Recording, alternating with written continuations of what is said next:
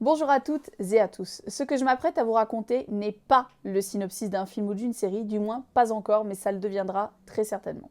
Afin de m'en tenir au format court, je ne vais pas rentrer dans les détails, mais je ferai une vidéo plus complète sur YouTube. Je vais donc vous parler d'une maman extrêmement courageuse qui s'est faite connaître pour avoir traqué sans relâche pendant de nombreuses années des membres d'un cartel mexicain. Elle se nomme Myriam Rodriguez. Le 23 janvier 2014, sa fille de 16 ans, Karen, qui l'aide alors à faire tourner leur boutique, se fait enlever à un croisement alors qu'elle est au volant d'une camionnette de livraison. Les ravisseurs sont des membres de Los Zetas, initialement le bras armé du cartel du Golfe, mais qui a peu à peu pris son indépendance et fait maintenant dans le kidnapping afin de financer leurs activités. Ces ravisseurs réclament une rançon que la maman s'empresse de verser après avoir souscrit un crédit dédié aux rançons auprès d'une banque. Elle retrouvera malheureusement sa fille sans vie.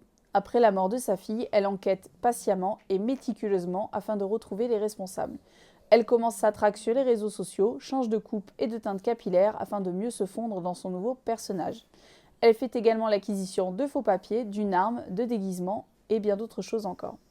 Peu à peu, Madame Rodriguez remonte la piste des différents membres de Los Zetas impliqués dans le décès de sa fille en se faisant passer pour une infirmière ou encore une fonctionnaire de l'administration afin de pouvoir récupérer nom, adresse ou encore dossier. En quête de soutien, elle contacte les autorités locales et fédérales mexicaines, mais personne ne souhaite appuyer sa démarche à l'exception d'un policier fédéral.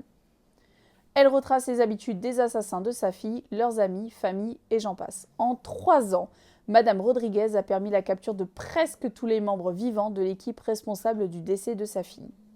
On totalise une dizaine de personnes.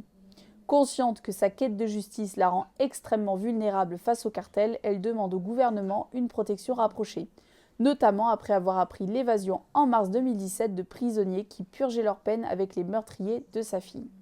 La police lui envoie une patrouille à son domicile ainsi qu'à son travail. Pourtant, cette même année, le jour de la fête des mères, quelques semaines après avoir permis l'arrestation de l'une de ses dernières cibles, elle est abattue devant chez elle. Son mari, qui regardait la télévision à l'intérieur de leur domicile, la retrouve face contre terre, la main dans son sac à main, à côté de son pistolet. Après son décès, son fils Luis reprend la tête du collectif fondé par sa mère afin d'aider d'autres familles. Il essaie notamment d'aider la famille du jeune Luciano, qui connut le même sort que Karen et dont la disparition provoqua l'indignation de la population. Une pensée à eux.